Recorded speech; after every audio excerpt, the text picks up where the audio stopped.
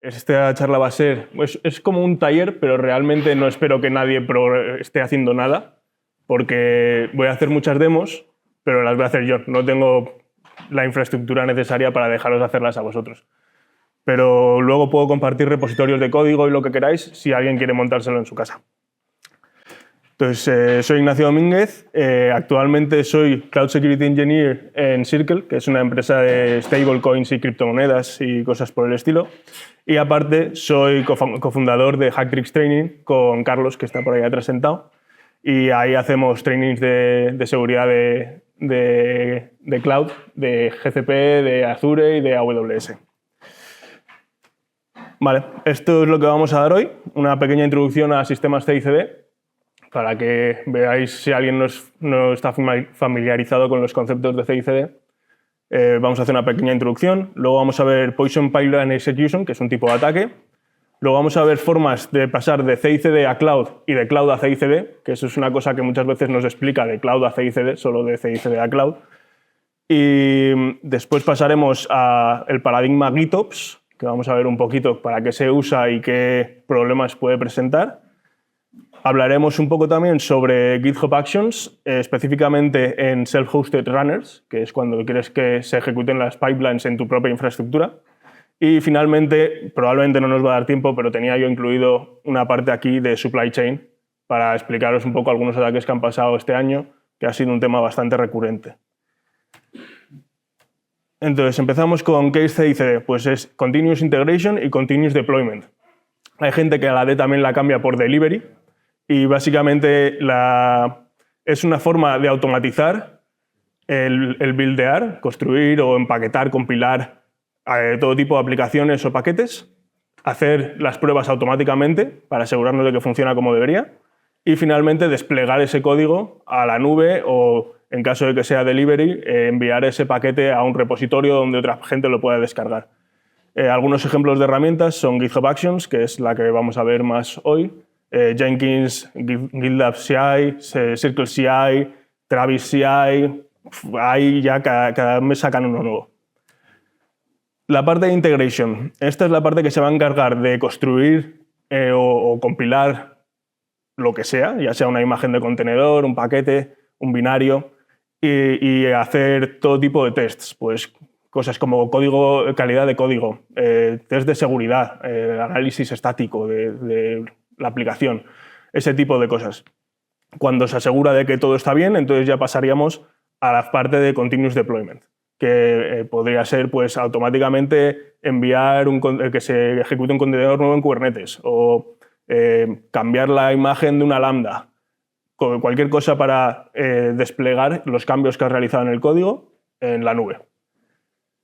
La mayor ventaja de esto es reduces el proceso manual, que suele ser donde se cometen muchos errores. Cuando antes tenía la gente que meterse en una máquina virtual, manualmente actualizar una aplicación y luego salirse, es fácil que cometas algún error y se caiga, aunque sea durante unos minutos, pero se caiga el servicio.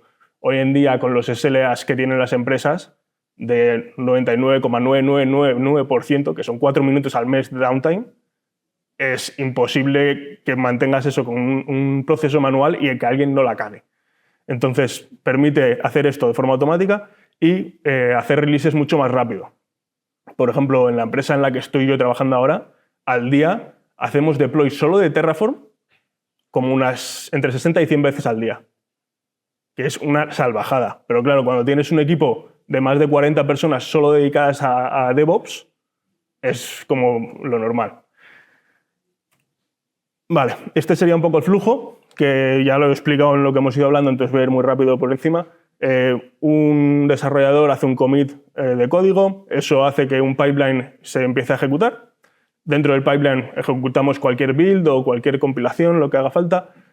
Teniendo ya ese paquete o ese binario o lo que sea la imagen construida, podemos ejecutar los tests para asegurarnos de que todo funciona bien. Pueden ser tests unitarios, pueden ser de integración, end-to-end, distintos tipos de test para asegurarnos de que todo va a funcionar cuando lo despleguemos y que no se va a caer todo.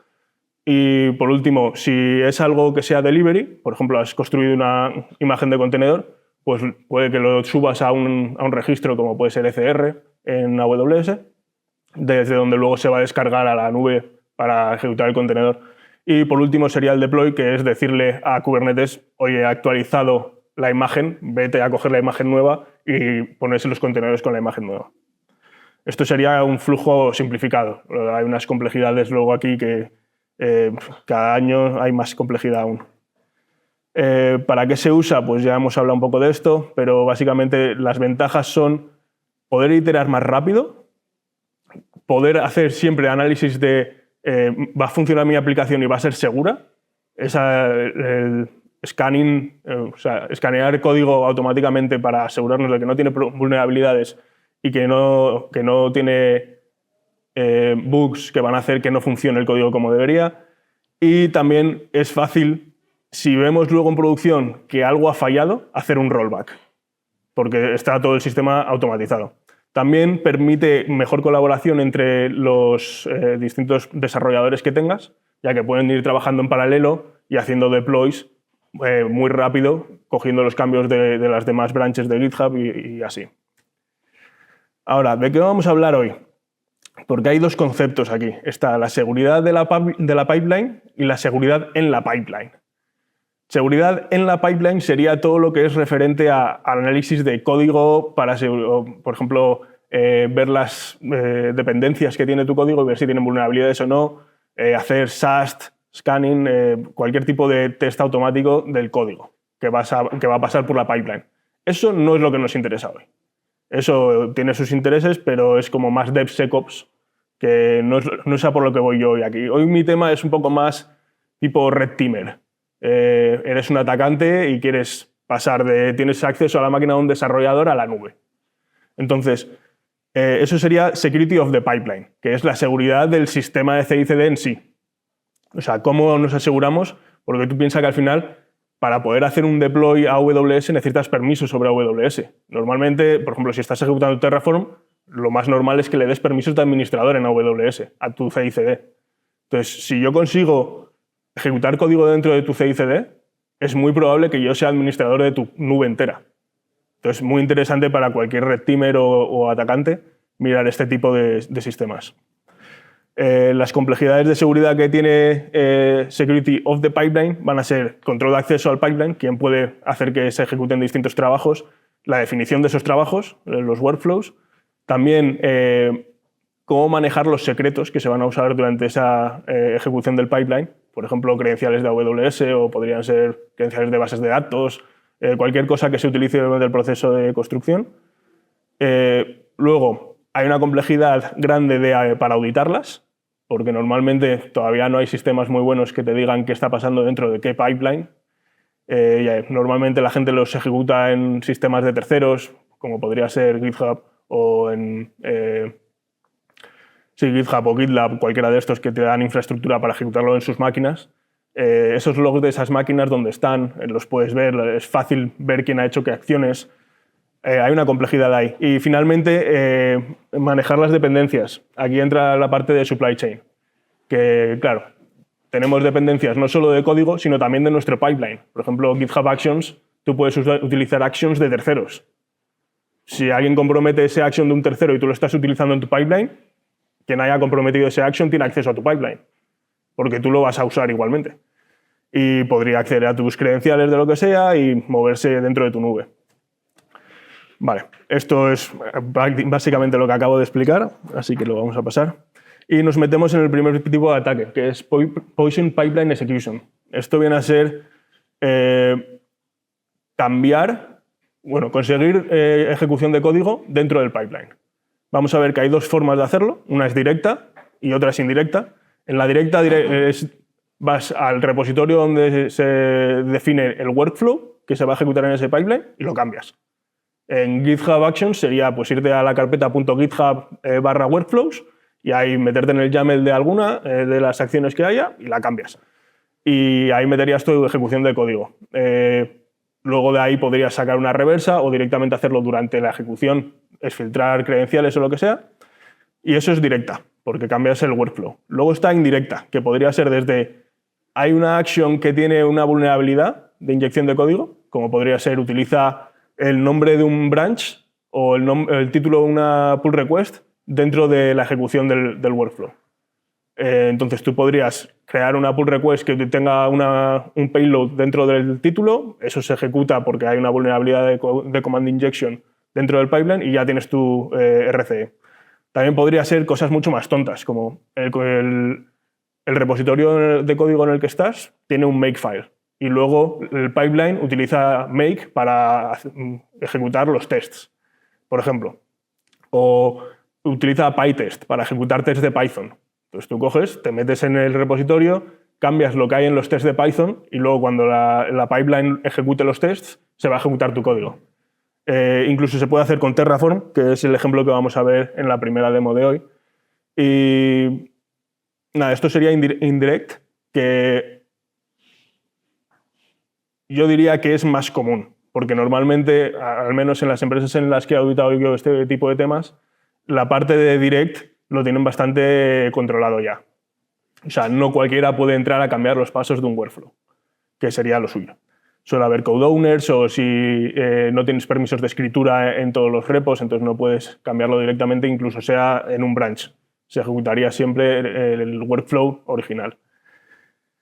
Vale, explicaba aquí, bueno, es que no os he contado que esta charla yo ya la he dado en una conferencia en marzo o en abril en Miami y tenía más tiempo, entonces hice más demos. Hoy hay menos tiempo, me he saltado demos. Pero os explico por encima de qué va esta demo. Esta es de direct, entonces como veis aquí, lo primero que hace es el atacante cambia los pasos del workflow. Eso abre una pull request, se ejecuta en GitHub Actions y de ahí pues, podrías acceder a credenciales de AWS o a lo que sea. Luego aquí teníamos el ejemplo de indirect, que yo lo hice con un PyTest. Entonces yo cambié el código Python de los tests, que es algo que los developers deberían poder cambiar. En cambio aquí tenemos la definición del pipeline está protegida. Entonces al ejecutarse el pipeline, pues me manda una reversa al atacante. Y ahora vamos a hablar de Terraform. ¿La gente está familiarizada con Terraform? ¿Sabéis lo que es? Bueno, veo alguno que no. Te permite manejar tu infraestructura como código. Definir la infraestructura que quieres como código. Lo cual podría parecer como, ¿para qué meter código si lo puedo hacer con clics? Pero no. Cuando tienes a 40 personas haciendo clics, nadie se entera de qué está pasando. Entonces lo que haces es hacerlo todo como código, que todos lo revise alguien. Nunca puedes actualizar el código que está en producción realmente sin que alguien lo revise antes. Y así tienes como una monitorización de qué está pasando. Y todo pasa como en orden, digamos. Es imposible que alguien te deshaga tu cambio sin que quede en código que alguien te ha deshecho tu cambio. Por ejemplo, yo he activado un firewall. ¿Quién me ha desactivado el firewall? Pues me voy a mi repositorio de Terraform y miro a ver quién lo ha desactivado y le echo la bronca.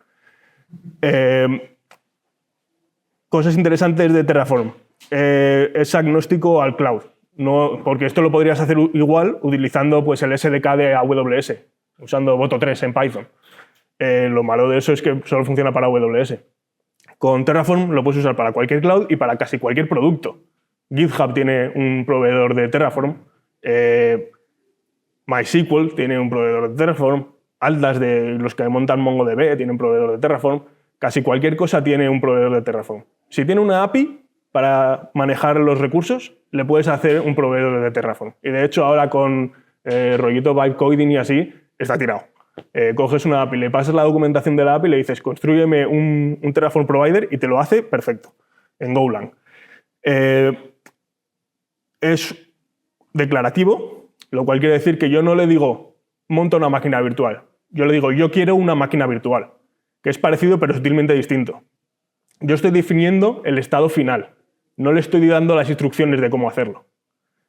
El sistema por sí mismo decide cómo llega a ese estado final, qué hay que cambiar para que llegue a ese estado final. Permite versión de control de versiones, también se puede hacer peer review, que es lo que hablábamos de que alguien lo mire. Todo el estado de tu infraestructura lo mantiene actualizado en un fichero que se llama Terraform State, que luego vamos a ver un ataque sobre esto, entonces es como importante que sepáis qué es. Y básicamente es un JSON gigante. Bueno, gigante si tienes mucha infraestructura, si no tienes mucha pues no será tan grande.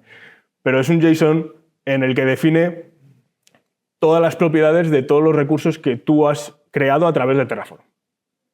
Y cada vez que ejecutes Terraform, el programa Terraform va a mirar lo que tienes en la nube, mirar lo que tienes en el estado, ver si coincide, y si no coincide dice, aquí hay un problema, tengo que resolver cosas.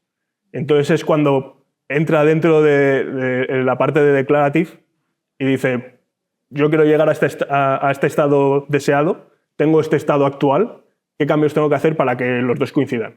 Entonces ahí es donde el plan va a decir, vale, tenemos que cambiar este atributo de esta máquina virtual, por ejemplo.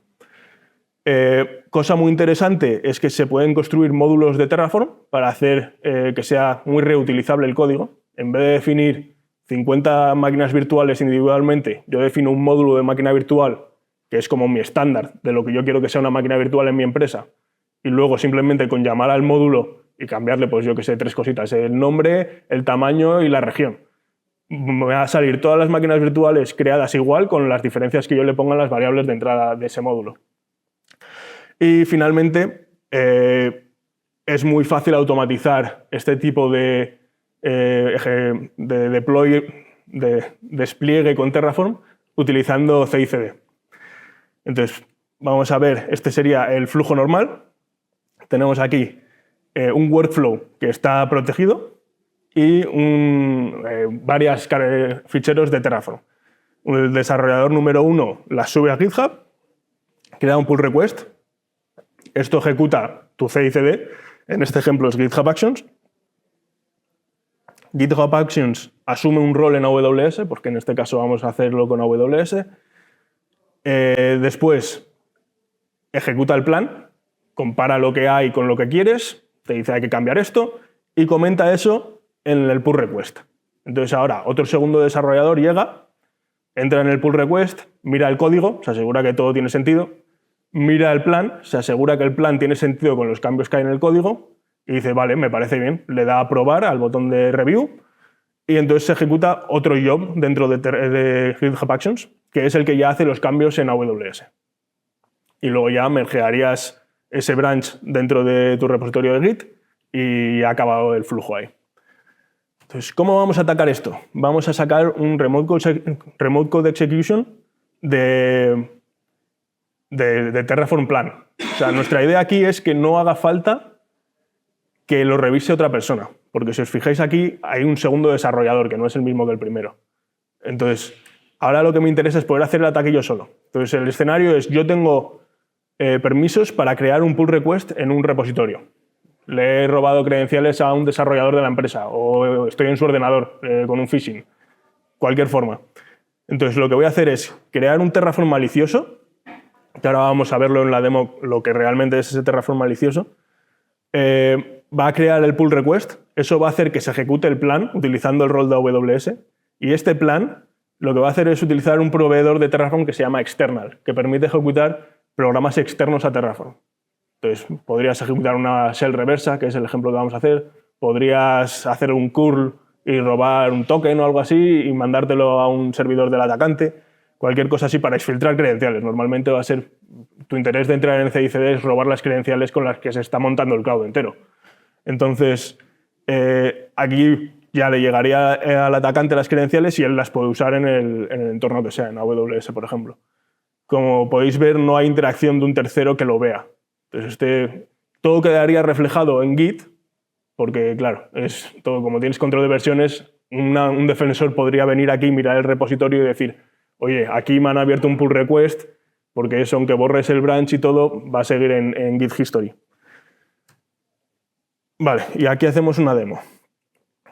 A ver. Vale, sí, es la demo 3.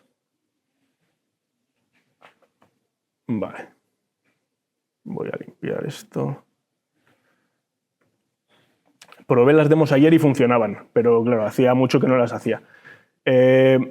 Esto tenemos un repositorio, que es este en el que estoy yo aquí ahora. ¿Se ve enano? Igual lo puedo hacer un poco más grande. Vale, igual ahí un poco mejor. En mi repositorio tengo un workflow de GitHub Actions que se llama Terraform YAML. Aquí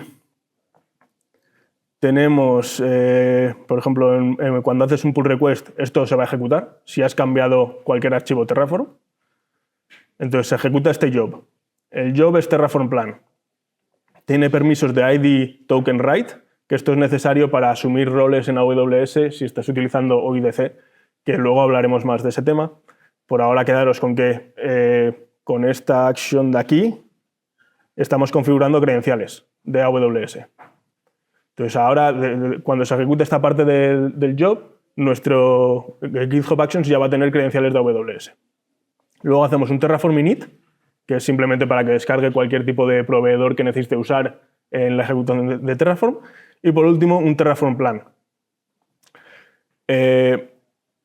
Luego, si ha sido un push, aquí lo pone, si es un merge de la pull request, va a hacer un apply. En nuestro caso no vamos a llegar ni a ese paso. Con abrir la pull request ya va a hacer automáticamente la ejecución de nuestro Terraform. ¿Qué tenemos en el Terraform? Pues esto de aquí no debería estar aquí. Eso es el ataque. Lo que tenemos está creando un bucket, está creando un bucket policy y un string random para meterle como parte del nombre al bucket. Entonces, nuestro ataque va a ser simplemente añadir esto, que como veis utiliza el proveedor external y ejecuta un bash que me está mandando con curl a una IP del atacante el contenido de las variables de entorno que tengan el nombre AWS. Y aquí esto me interesa. Vale. Entonces yo ahora voy a montarme aquí un ngrok, que a ver qué tal me va el internet y eso. Vale, y vamos a poner aquí a escuchar. Me copio la URL que me da esto. Ngrok, para los que no estéis familiarizados, básicamente es un túnel. Esta empresa que se llama Ngrok me da un dominio y un puerto, y cualquier cosa que mande yo ahí va a salir dentro de mi ordenador por el puerto que yo le haya dicho. Aquí, localhost 4444. Entonces yo me he puesto a escuchar en 4444. Entonces si yo ahora, habiendo cambiado la URL esta, guardo esto y lo subo, que me voy a meter aquí en... Vale, y ahora hago un git add, git commit,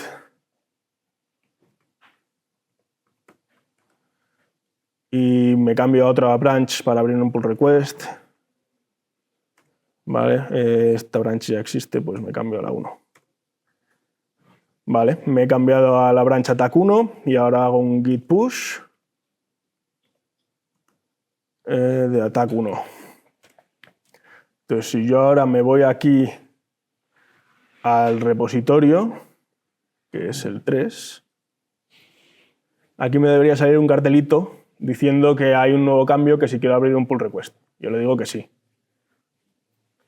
Abro mi pull request y esto va a arrancar un trabajo nuevo aquí en GitHub Actions, que si lo vemos está haciendo un Terraform plan y está ejecutando el external. Entonces, si yo me vengo aquí veis que he recibido lo que le hemos dicho que ejecute. O sea, se ha ejecutado el comando de curl y me han llegado a mí las credenciales. Entonces, ahora me cojo mis credenciales aquí, voy a parar esto para que acabe el job y simplemente las he mandado en base 64. Las pego por aquí y lo meto a base 64 -d. Y aquí tendría las credenciales de AWS del rol que ha ejecutado Terraform dentro de GitHub Actions. Normalmente sería administrador. En este caso no es administrador porque a cualquiera que le haga una foto ahí me roba. ¿Ha quedado medio claro el concepto del ataque? ¿Alguna pregunta? ¿No? Vale, pues continuamos entonces. Vamos a ver ataques de CICD a Cloud y de Cloud a CICD. Este ataque que os acabo de enseñar sería un ejemplo de CICD a Cloud, porque la credencial que hemos robado era de AWS.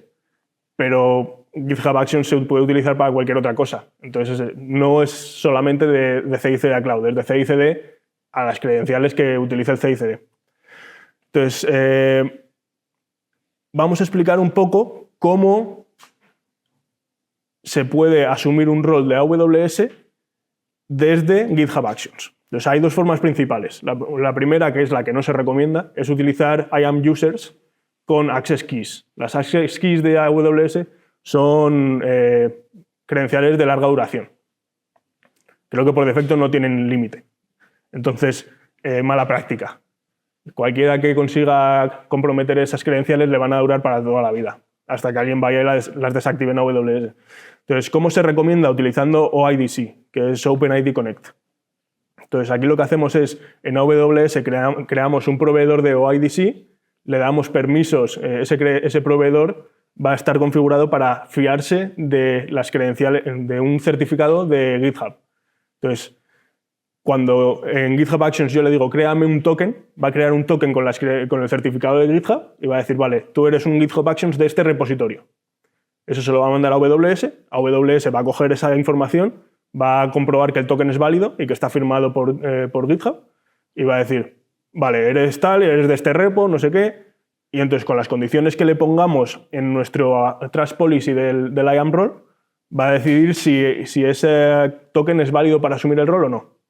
Entonces, aquí estos son los dos campos que son importantes, que es el de la audiencia y el del subject. Sobre todo el subject es el que es más importante. Y aquí puedes definir de qué repositorios, incluso de qué branches y qué environments, que es otra cosa de GitHub, pero vamos, repositorios y branches, puedes asumir ese rol. O sea, tú puedes tener un rol que solo se puede asumir desde un repositorio X, desde su branch de testing o desde su branch del main branch. Esto permite ser como bastante específico a la hora de decir el scope que tiene.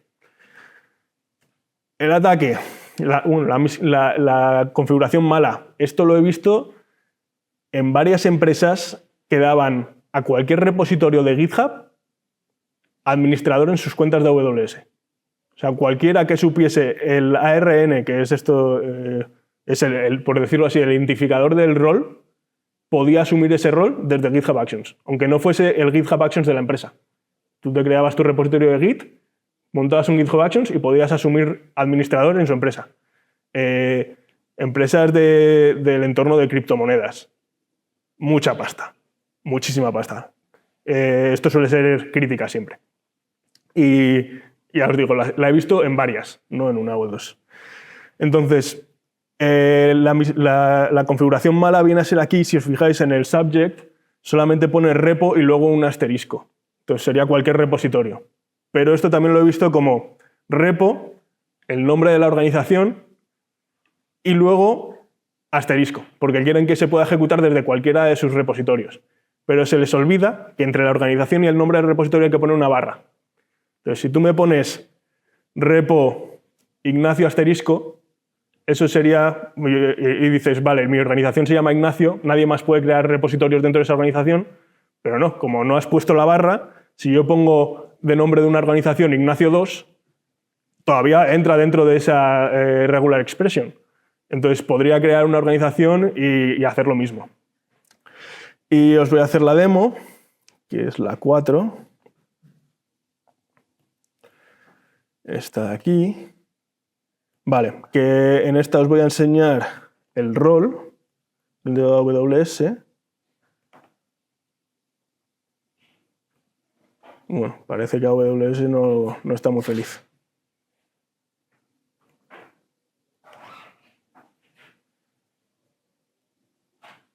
Nada, parece que AWS no quiere cargar. Pues sin AWS. El rol que tenemos ahí dice esto. O sea, su Trust Policy dice que cualquier repositorio puede. Entonces, nosotros hemos creado un repositorio que es del atacante y lo que hemos hecho es aquí ponerle role to assume en la misma... ¿Os acordáis lo de que GitHub Actions puedes usar actions de terceros? Pues aquí estamos usando una action de AWS que sirve para configurar las credenciales. Que por debajo está utilizando el token ese de GitHub que os he hablado antes para mandárselo a AWS, que AWS lo compruebe y te mandan un token de AWS. Entonces, le tengo que especificar solo el rol que es, esta ARN de aquí. Este tipo de ARNs se puede encontrar normalmente hardcodeados en repositorios de código o como variables de entorno en algunos sitios. Los puedes adivinar a veces. Lo único que no es tan fácil de adivinar es el número de la cuenta, pero normalmente, pues, si es de admin, igual se llama admin, o si se utiliza para Terraform, se llamará Terraform, cosas así. Entonces puedes como adivinarlo. Y por último, lo que estamos haciendo es hacer este comando, AWS STS get caller identity, que te dice quién es. Es el whoami de AWS.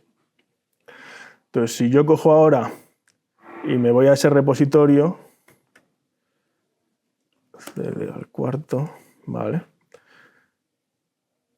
Y bueno, como ya lo tengo configurado, no le voy a cambiar nada.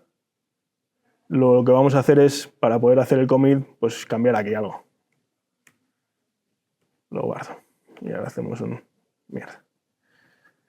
Ahora hacemos un git add, un git commit. Voy a empujar directamente a master, porque me da pereza hacer un pull request. Vale, he creado un commit, lo he empujado, y entonces ahora mi repositorio, que recordamos que no es el mismo que el de... que no está en la organización de la empresa que es dueña del rol que vamos a asumir.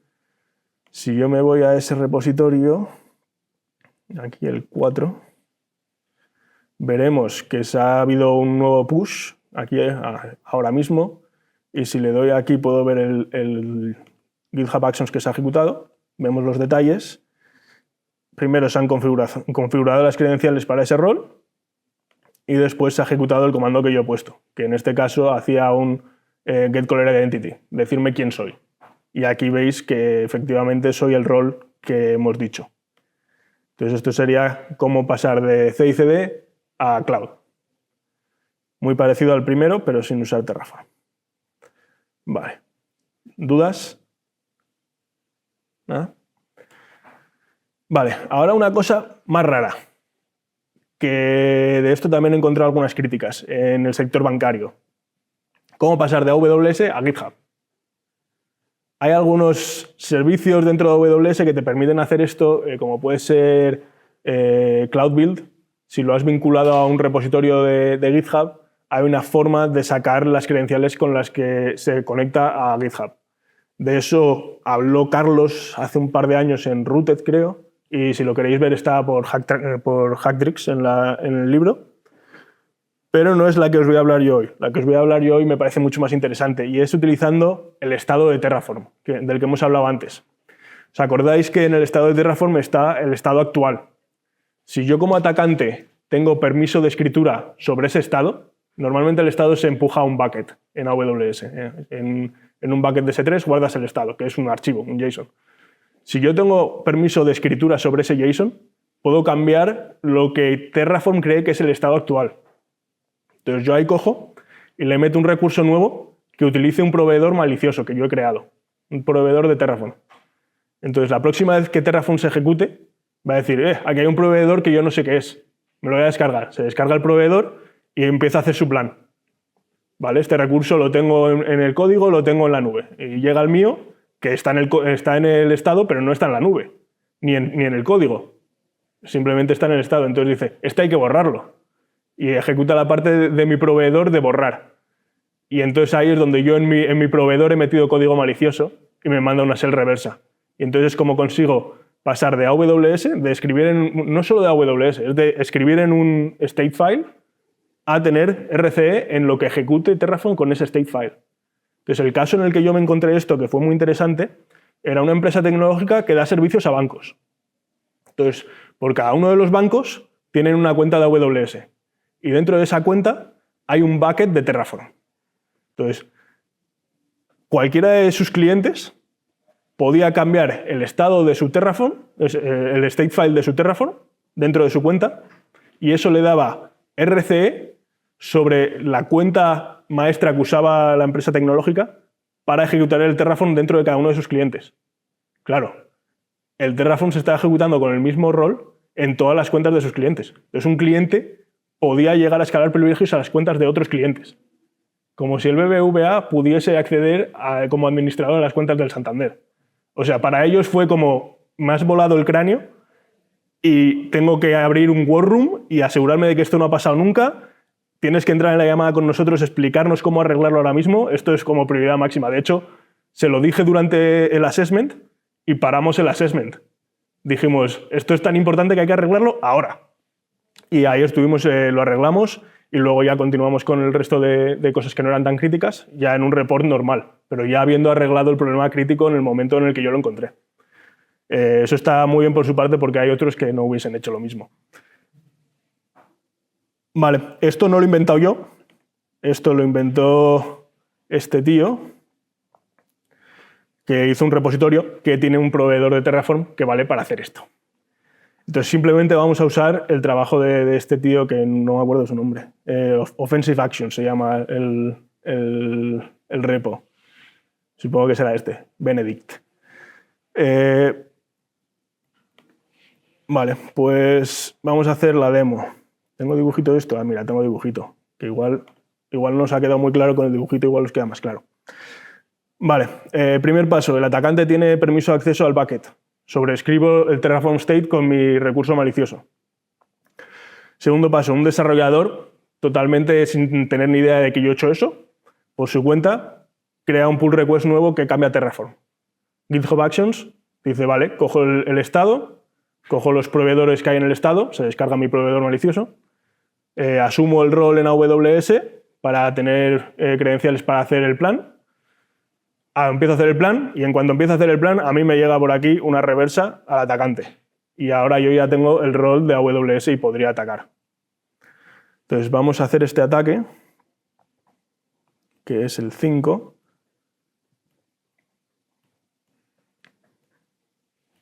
En este lo primero que vamos a hacer es copiarnos.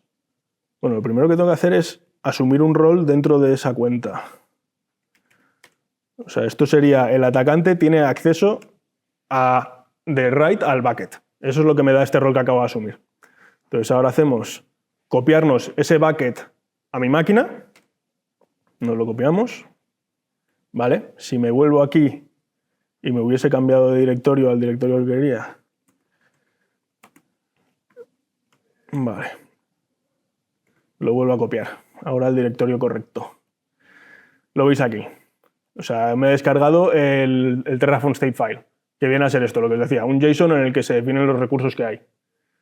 Entonces yo ahora cojo, me copio este recurso y lo pongo aquí el primero. Vale. ¿Qué está haciendo este recurso? Está utilizando el proveedor de Offensive Actions, Statefile RCE, que es el que hemos visto en GitHub. Y como atributo, está creando un objeto que se llama... no sé ni cómo se llama el objeto. Pero bueno, sí, aquí el tipo es RCE y el nombre es RCE Resource. Porque ese es el ejemplo que puedes poner. Esto lo podrías cambiar. Y el atributo que tiene es command. Y el comando que le he metido es este, una reversa. Que tengo que actualizar para que me coja esto. Vale, actualizamos aquí la dirección de la reversa. Vale. Ya he modificado mi statefile. Lo guardo y lo vamos a pushear.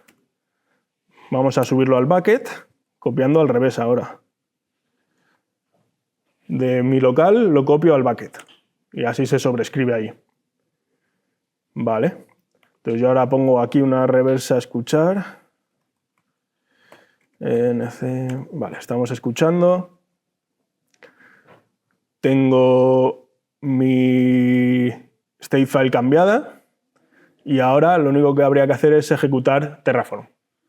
Como en este caso lo va a ejecutar un desarrollador, vamos a ir directamente al repositorio donde tengo esto, al 5. Vamos a entrar en las GitHub Actions, aquí, y vamos a darle a rerun. O sea, estamos ejecutando Terraform otra vez. Ya por no hacer un commit y todo eso otra vez, le damos aquí, se empieza a ejecutar Terraform, que de hecho lo podemos abrir. Vale. asume las credenciales, hace el Terraform init. Aquí en el Terraform init, si nos fijamos, aquí ya se ha descargado nuestro proveedor malicioso. Y ahora empieza el Terraform plan. Bueno, el apply en este caso, me da igual plan que apply, funcionaría igual.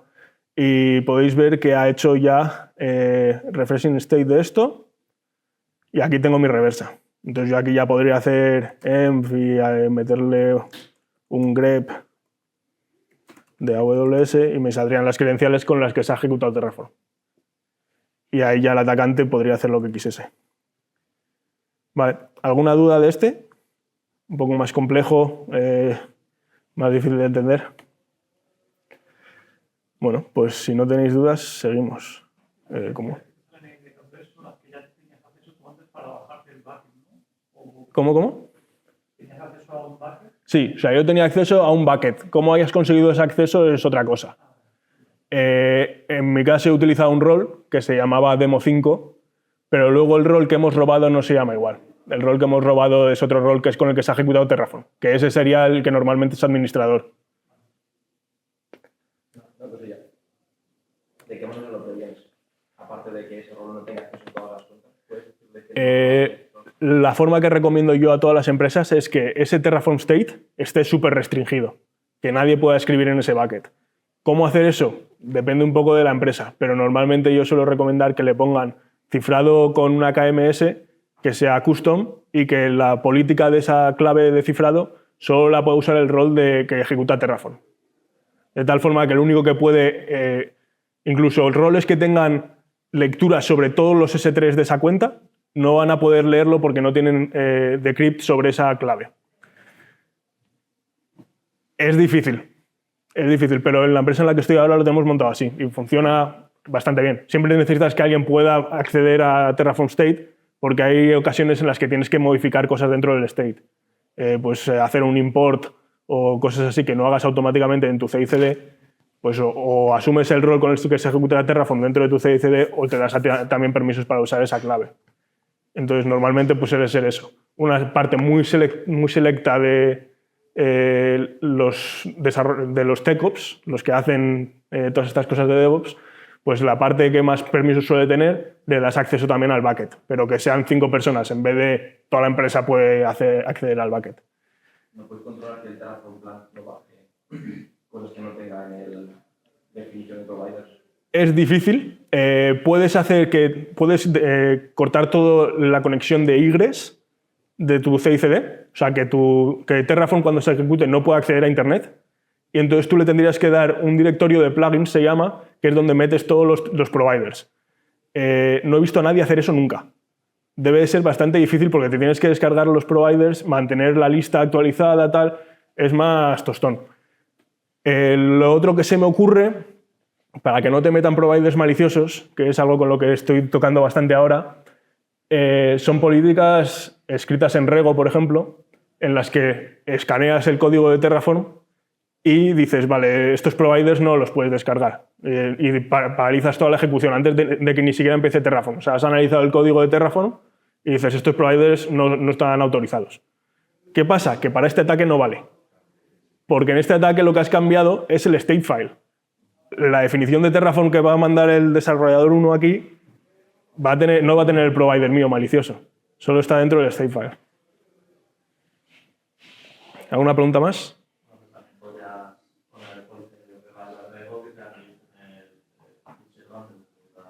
Sí, podrías descargarte. Lo que pasa es que normalmente el state file lo descarga Terraform directamente. No lo descargas tú y se lo das a Terraform. Entonces sería descargarte el state file, analizarlo y luego decirle a Terraform, puedes descargártelo. Sí, también se podría. Perfectamente.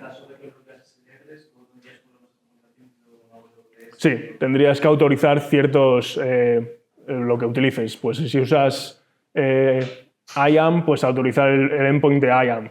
Si utilizas S3, el endpoint de S3. Depende de lo que utilices en tu Terraform, tendrías que autorizar unas cosas u otras. Por eso no lo hace nadie, porque es difícil. ¿Seguimos? Vale, a ver cómo voy de tiempo. No voy mal, me debe quedar como media horita o así. GitOps. Esto es un paradigma de CD, de deployment. Sirve básicamente para hacer que Git sea nuestra fuente de verdad, source of truth. Lo que definimos en Git es lo que queremos en producción. Entonces, ¿qué pasa? Que si yo soy capaz de cambiar el estado deseado en Git, eso automáticamente se va a hacer en la nube. Si yo tengo permiso de escritura a un repositorio de GitOps, que por ejemplo define, vamos a poner el ejemplo de Kubernetes, define manifiestos de Kubernetes que se sincronizan directamente a un clúster. Si yo puedo cambiar lo que hay en ese repositorio de Git que tiene el estado deseado, automáticamente esos cambios se van a hacer en el clúster. Si yo meto un ataque en el repositorio, automáticamente se ejecuta el ataque en el clúster. Entonces, muy poderoso desde el punto de vista de que ahora en un repositorio tengo la fuente, el estado deseado de lo que yo quiero en mi clúster, entonces es muy fácil de auditar qué hay en el clúster, lo que hay en el repositorio, ni más ni menos, eso. Lo malo, que ahora empezamos a depender de las protecciones que pongamos a nuestros repositorios para proteger producción. ¿Sabes? Antiguamente, pues podían entrar a producción a cambiar cosas los que tenían acceso elevadísimo de, pues eso, un DevOps que tenía mucho acceso, un sysadmin. Hoy en día cualquier desarrollador tiene permisos para empujar a un repositorio. Entonces, ¿qué entra aquí? Aquí entran las branch protections. Creo que voy a hablar de esto un pelín más adelante, pero sí, esencialmente eso. De un repositorio de Git pasamos a cosas en producción. Toda la protección de nuestro sistema de producción reside ahora en Git. La protección que tengamos encima de GitHub, por ejemplo.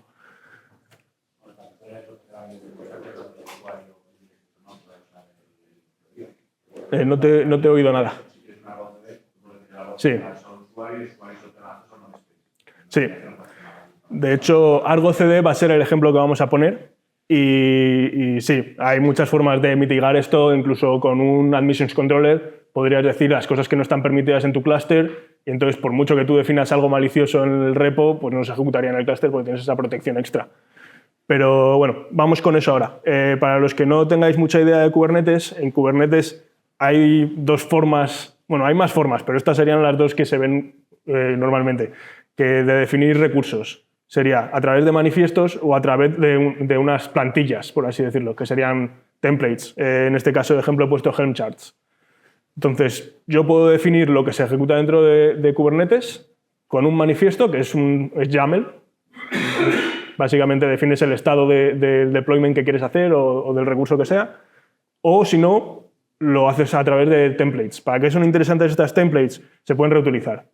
Yo igual tengo varios clusters o en el mismo clúster incluso tengo varios entornos, uno de producción, uno de desarrollo, uno de test, y quiero ejecutar la misma aplicación en todos ellos, pero no quiero definir los manifiestos de forma distinta, porque va a haber un montón de código repetido que cada vez que quiera cambiar algo lo tengo que cambiar en 5 sitios.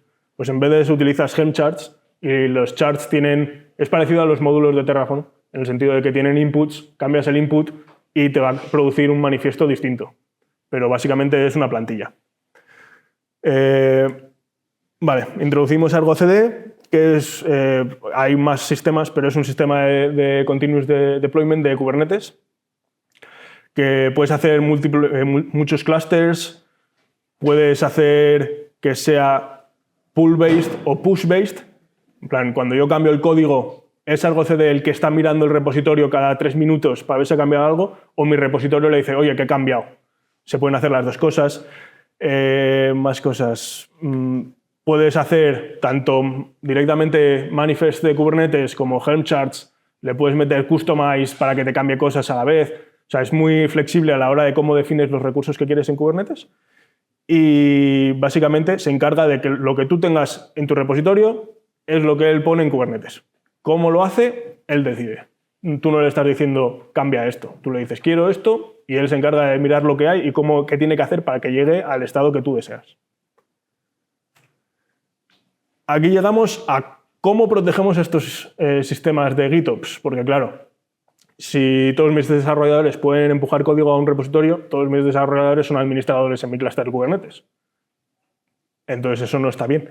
Entonces entran las branch protections, que son restricciones que podemos poner en Git y bueno, en cada implementación de Git que usemos, en GitHub, en GitLab, en Bitbucket, todas estas tienen este tipo de restricciones que básicamente es que para que tú puedas hacer un merge de un branch a tu repositorio, a la branch principal, necesitas que alguien lo lea y le dé un botoncito de approve, o incluso personas específicas, si tienes code owners, le puedes decir solo la gente de DevOps puede aprobar las cosas que cambian los Helm charts, por ejemplo. Entonces, eso, requiere que alguien lo mire. Es más difícil comprometer a 2 desarrolladores que a uno. Básicamente es la protección que estás poniendo alrededor de este sistema. Por lo tanto, sistema muy útil para gente de DevOps, muy peligroso para los que intentamos defender y muy útil para los red teamers y atacantes. Si comprometes un repositorio de GitOps, es muy probable que muevas y tengas muchos privilegios en un clúster de Kubernetes o depende para lo que se use el repositorio. Un par de bypasses de branch protection, porque yo os he contado como que con branch protection se arregla si lo haces bien. Si no lo haces bien, no se arregla. Hay en específico 2 ataques principales. Ahora os hablo solo de GitHub, porque esto puede cambiar en otros proveedores, pero en GitHub hay un bypass que se hace utilizando GitHub Actions para que apruebe tu propia pull request. GitHub Actions al final tiene un token. Si ese token tiene permisos para aprobar pull requests, que si creaste tu organización antes de 2023 los tiene, por defecto, el que tengo yo aquí va a salir con el check marcado si tu organización es vieja o si lo activas tú. Para organizaciones nuevas no, viene desactivado. Este check lo que hace es decir, mis GitHub Actions tienen permisos para aprobar pull requests. Entonces yo creo un pull request con un GitHub Actions que mande una petición HTTP a la API de GitHub aprobando mi pull request. Y es muy divertido de ver porque ves como tu pull request pone no puedes mergearla porque no tiene peer review, no tiene un approval, y se ejecuta GitHub Actions y tienes un approval de GitHub Actions. O sea, te has autoaprobado el pull request. Y ahí ya podrías mergear y entonces estás bypassado branch protection y serías administrador en el clúster porque ya tienes acceso libre al repositorio de Git donde tienes el estado deseado.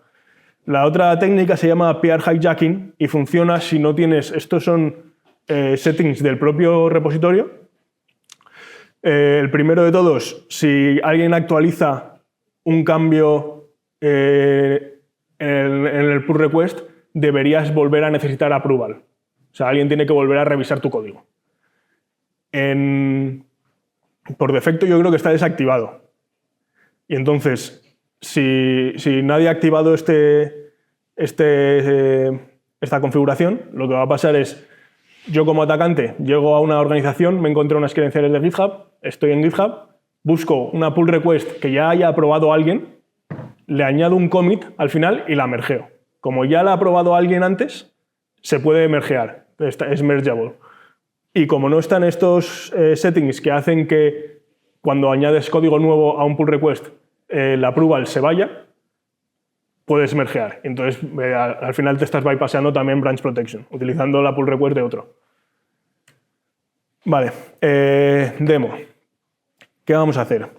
Como atacante vamos a abrir un pull request. Ese pull request va a ejecutar GitHub Actions. Bueno, en el ataque esta parte me la voy a saltar, pero sí, esto es lo que os estoy hablando del branch protection, sería esto. Abro un pull request crea GitHub Actions aprueba mi pull request y yo mergeo a master o a main. Entonces, Argo CD está aquí vigilando ese repositorio, ve que hay cambios nuevos en master y dice, tengo que cambiar cosas. Coge mi código malicioso que yo he metido en el pull request y lo ejecuta en el clúster. Y ahí ya podría sacar reversas como Argo CD es administrador en Kubernetes, normalmente es administrador en Kubernetes, incluso en varios clústeres de Kubernetes. He visto muchas empresas en las que tienen un solo Argo CD para todos sus clústeres. Entonces, si consigues comprometer este repositorio que se está sincronizando con Argo CD, eres administrador en todos los clústeres que maneja Argo CD. Permisos de administrador en el clúster te llegarían al atacante, básicamente. El ataque que voy a demostrar, me voy a saltar la parte del pull request, porque mi organización en la que estoy haciendo esto de GitHub no pago. y la seguridad es algo que hay que pagar, por lo visto. Entonces, en GitHub las branch protections no afectan si no estás pagando, si estás en un repo privado y no pagas el Teams, que es como una de sus escalas de pricing. Si no pagas eso, no puedes usar branch protection. Bueno, las puedes usar, pero no funcionan. Entonces, pues esa parte me la salto en la demo. Te deja configurarlas, pero te pone un aviso de las branch protections en tu plan de uso no funcionan. Hay que pagar. A ver, y este es GitHub a Kubernetes, este de aquí. Vale, voy a cambiar CD a 6. Vale. En este repositorio tenemos un Helm chart que está aquí adentro, que pone Nginx, es un servidor web. De hecho, si vengo aquí, es este servidor web, Demo 6. Como os he contado, teníamos templates y en estos templates estamos configurando lo que queremos que se ejecute. Aquí tenemos un deployment que está ejecutando la imagen que la cojo de los values. Y bueno, si vamos a los values veríamos que es una imagen de Nginx. Aquí. Entonces, ¿qué vamos a hacer? Pues le vamos a meter código malicioso a este Helm chart. Me voy a coger aquí este primer trocito de código que crea un service account en Kubernetes, un service account vinculado al rol de cluster admin. Entonces yo voy a coger aquí, por ejemplo, aquí en el deployment, después del deployment, si haces así te deja pegar más cosas. Entonces, pues aquí me creo mi service account de administrador. Y seguido me voy a crear un pod malicioso. Este pod lo que tiene, hay gente que los llama bad pods. Es un pod que es privilegiado, que monta el file system entero del nodo donde se ejecuta y probablemente se ejecutará como root. Sí, vamos, que tiene un montón de permisos. Aquí lo que tengo que hacer es cambiarle el listener este. 15 minutos, 10. ¿10 o 15? 10. Vale. Vale. Vamos a cambiar aquí la dirección a la que vamos a mandar la shell reversa. En este caso estamos haciendo una shell reversa de Socat, que es un poco distinta. Vale, pues ahora me copio esto.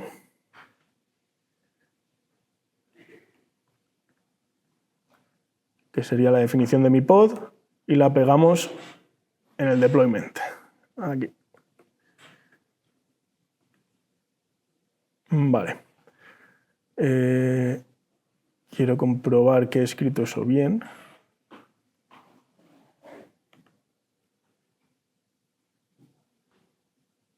Vale, tiene buena pinta. Vale, pues guardo. Me vengo aquí a la demo 6 y hacemos un git add. Aquí es la parte en la que me estoy saltando lo del branch protection. Directamente voy a pushear a main. Git commit y un git push. Y necesito poner aquí algo a escuchar. Vamos a ver primero, antes de empujar, todavía no he empujado. Aquí tenemos Argo CD y esta es la aplicación que hemos definido. Esto es Nginx, la original. Lo puedo hacer un poco más grande. Como veis, pues nada, tiene un par de pods que ejecutan Nginx y poco más. Un servicio para que se pueda ver desde fuera y eso. Ahora vamos a darle aquí Enter. Entonces ahora ya hemos pusheado al repo. Argo CD, cada 3 minutos, como lo tengo yo configurado, es cada 3 minutos va a mirar si ha cambiado algo en el repo. Como no quiero esperar 3 minutos, le voy a dar a sync. Entonces se sincroniza, ve que hay cosas nuevas y me crea aquí el pod malicioso que yo he metido, que lo he llamado Nginx Demo Maintenance, así un poco discreto, pero que si os fijáis es el mismo comando que yo he mandado antes, o sea, el comando que yo he especificado, es mi pod malicioso. Entonces aquí tengo mi reversa. Y aquí pues ya podría hacer lo que quisiese. sería interesante mostraros que soy administrador del clúster. Por ejemplo, bueno, si hago un ls, vais a ver que aquí está una carpeta que se llama host, y si me cambio esa carpeta y hago otro ls, esto sería el sistema de archivos del nodo de Kubernetes en el que se ha ejecutado mi contenedor, mi pod. Entonces, de ahí, pues yo podría hacer cosas como meterme a otros contenedores, o como le he dado una cuenta de administrador, un service account de administrador, por ejemplo, podría hacer así, y con esto de aquí leer el token de esa cuenta, que está en el sistema de archivos, es un fichero. Y con ese token podría hablar a Kubernetes directamente. Por ejemplo, haciendo esto, que lo que va a hacer es hacer un listado de los secretos del clúster. Paste anyway. Y aquí estaría, bueno, pues aquí está sacando todos los secretos que hay en el clúster. Pues eso, secretos varios. Normalmente esto no lo podrías hacer si no fuese una service account de administrador. Necesitarías permisos específicos. Como el clúster de Kubernetes que tengo lo he puesto con la API pública, la API de Kubernetes pública, lo que podría hacer es un eco de el token, lo llamo token, kube token, eco de kube token, y con este token de aquí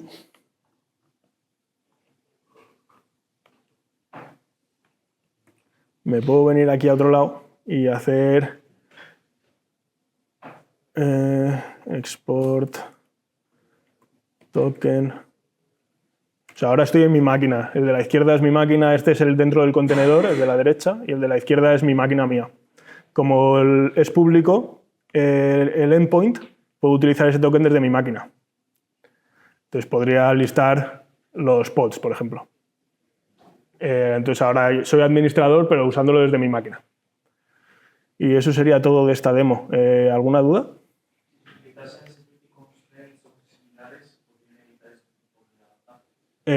Sí, pero piensa que realmente puedes cambiar lo que quieras en Argo CD. O sea, yo le puedo decir que mi contenedor no utilice esos security constraints. Lo suyo sería tener un admissions controller. Con un admissions controller tú le pones una política y le dices no puedes tener contenedores que monten host o cosas así, básicamente. Sí. Incluso le puedes limitar qué repos puede controlar. Hay un montón de limitaciones que le puedes hacer. Puedes no darle permisos de administrador a Argo CD y crear tú las service accounts por otra parte y que simplemente las vincule. Vamos, hay muchas formas de hacer un poco de hardening de esto. Y ahora, muy rápido, vamos a avanzar. Esto sería al revés. Argo CD tiene una función para publicar código. Una vez ha hidratado los templates, que se llama, ha calculado el manifiesto que va a instalar, lo puedes empujar al repositorio. Entonces, me he encontrado ocasiones en las que Argo CD tenía credenciales de administrador de la organización entera de GitHub. Entonces, con entrar en su clúster, era administrador de todo GitHub entero. Y mi ataque fue de GitHub pasar a administrador de clúster pasar a administrador de GitHub. Entonces fue como una escala de privilegios así un poco inesperada. Os quería hablar de esto, que vamos mal de tiempo si os quiero hablar de esto, pero son GitHub Actions Self-Hosted Runners. Me salto así la introducción un poco por encima. Básicamente voy a utilizar una cosa que se llama ARC, Action Runner Controller, para ejecutar GitHub Actions dentro de mi clúster de Kubernetes. En vez de utilizar la infraestructura de GitHub, voy a utilizar la mía. En entornos en los que la seguridad es importante, se suele hacer mucho esto. ¿Qué pasa? Que yo normalmente en mis GitHub Actions quiero construir contenedores. Para construir contenedores necesito alguna herramienta tipo Docker. Para tener una herramienta tipo Docker necesito una cosa que se llama Docker in Docker. Dos formas principales de hacer Docker in Docker. La primera es full D in D, que es ejecuto un contenedor que tiene un demonio de Docker dentro. O sea, el propio contenedor está ejecutando Docker dentro. un poco como las muñecas rusas, una dentro de otra. Luego la otra opción es montar en el contenedor que quieras ejecutar Docker, montas el socket de Docker del host. Es menos seguro porque utilizas directamente el del host. La conclusión, uno das más vueltas que en el otro, en los dos es root en el host, básicamente. Entonces, si consigues comprometer un repositorio en el que se puedan ejecutar GitHub Actions en un entorno privado de cloud, como sería Arc en Kubernetes, que utilice Docker in Docker, vas a poder escalar privilegios a ser root dentro de ese nodo donde se está ejecutando los GitHub Actions. Y eso sería esto, más o menos. El atacante publica un YAML malicioso que ejecuta un workflow. O sea, esto sería Direct Poison Pipeline Execution.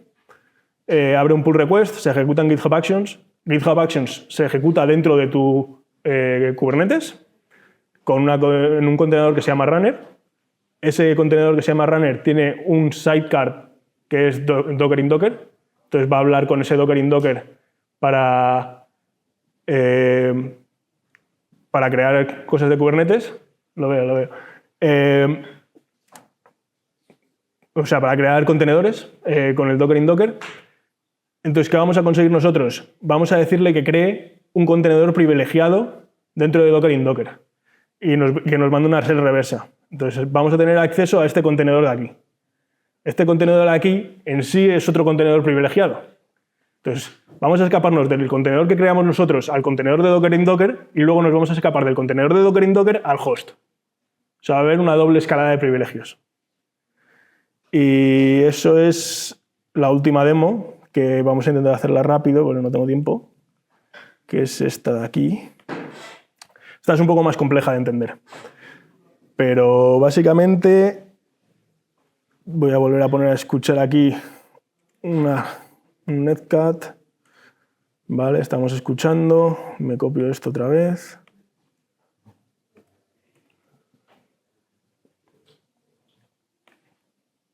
Aquí esto sería el GitHub Actions donde vamos a hacer el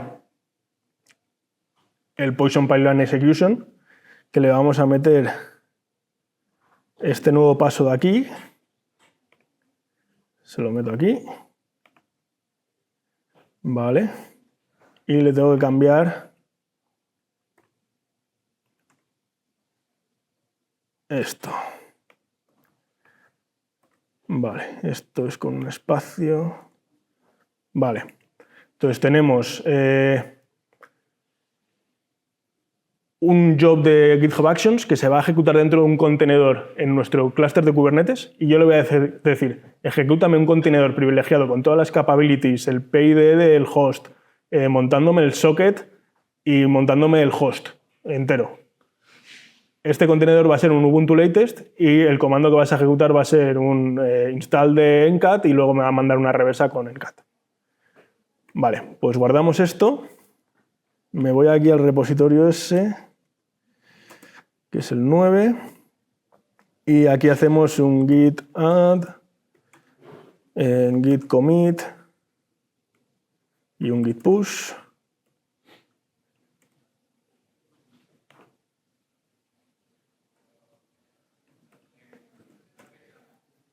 Vale. Creo que se me olvidó deshacer parte del ataque ayer y por eso me están llegando reversas antes de tiempo. Ah, no, me están llegando reversas del de Argo CD. Uf, qué pereza.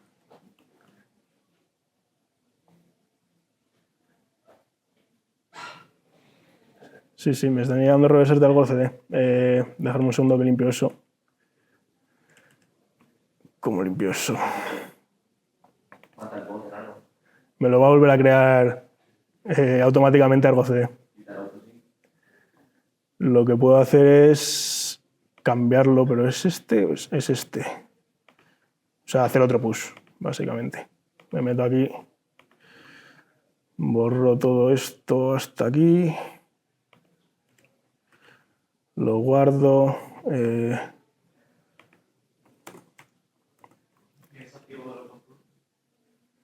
Pues no sé cómo está puesto, la verdad.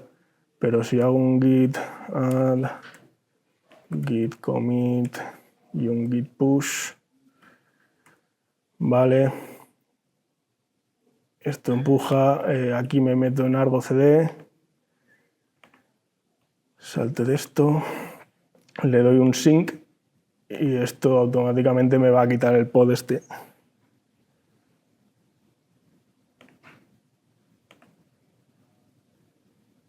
Sync OK. Sync is not OK.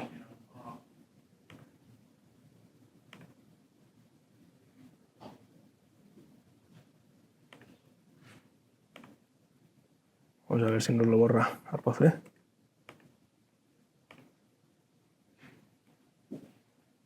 Bueno, a ver si lo borra y no lo vuelve a montar. Probablemente lo vuelva a montar.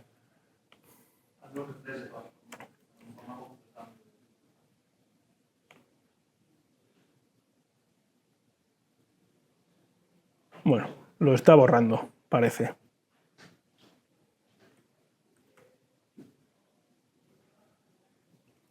Y yo voy a necesitar...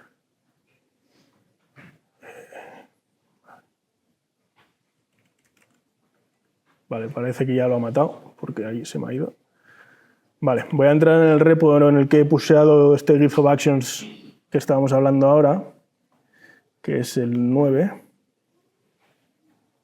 Vale, y aquí veis el GIF of Actions que se ha ejecutado, que me habrá intentado mandar una reversa, como yo estaba con otra reversa no lo habrá cogido. Pero le podemos dar... Pues, y ahora va lento el internet.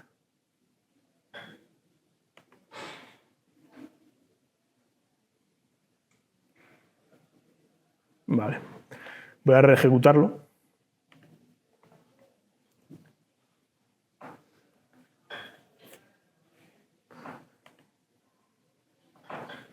Vale, y ahora está haciendo esto y ahora me debería llegar la reversa. Se tiene que instalar Netcat, por eso tarda un poquitín. Y aquí ya me ha llegado una reversa. Vale, me ha llegado una reversa. Entonces ahora aquí el ataque es un poquitín más complejo que los otros que hemos visto. Si me voy a donde tengo que irme, aquí. Entonces lo tengo aquí para copiar y pegar, para no liarla. Lo primero que hago es un churroot a host. Ahora mi sistema de archivos empieza en host. Entonces tengo el sistema de archivos del nodo. Bueno, en verdad tengo el sistema de archivos del contenedor Docker in Docker. Hago un mount. Creo un directorio para hacer el mount. Hago un mount. Hago un mount del disco duro entero del nodo. Porque al estar en un contenedor privilegiado puedo ver los discos duros. Entonces me monto el disco duro en la carpeta que me he creado y voy a hacer otro churroot a ese directorio. Entonces si yo ahora hago un ls, debería estar en el nodo en sí. No, ahora estoy en el contenedor de Docker in Docker. O sea, hemos pasado de estar aquí, en este de aquí, a estar en este de aquí. Y ahora vamos a escalar un paso más, que lo vamos a hacer usando un cron job, porque es lo que se me ocurrió en el momento de hacer esto. Vale, tengo que cambiar esto de aquí.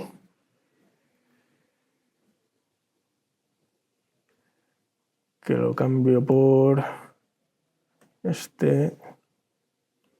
Lo he liado. Vale, y tengo que cambiar esto por un // Vale, pues he creado un archivo que se llama .tab. Ahora me copio este comando que le va a meter la reversa dentro del .tab, creando un cron job. Le digo a crontab que me cree el cron job. Podemos listar los cron jobs. Esto básicamente me va a mandar una reversa cada minuto. Entonces vemos que se ha creado bien el cron job. Podría borrarlo, pero me da un poco igual. Y ahora lo que hago es me salgo de esta reversa y me pongo a escuchar otra vez. Y ahora de aquí a un minuto, en el que me podéis hacer preguntas, me va a llegar otra reversa. ¿Alguna pregunta? Este es más difícil, hasta me lío explicándolo, o sea que es más complicado de ver. ¿Cómo lo previenes? ¿Cómo lo previenes? Buena pregunta. No utilizando Docker in Docker es difícil. La forma en la que lo previene GitHub en sí, porque tú en GitHub puedes utilizar Docker sin que esto pase. Imagínate que GitHub estuviese utilizando este sistema que se llama Arc para ejecutar las GitHub Actions de muchos clientes. Te podrías escapar al nodo y meterte en las ejecuciones de otros clientes. Entonces, lo que utilizan ellos son unas micro VMs, que debe ser parecido a lo que han explicado esta mañana aquí, que deben de ser como VMs muy pequeñas que se ejecutan dentro de Kubernetes, aún así lo ejecutan, pero claro, tienen su propio kernel, por así decir, entonces no puedes escaparte a otro, más allá aunque tengas Docker in Docker, solo vas a poder afectar tu trabajo, no otros.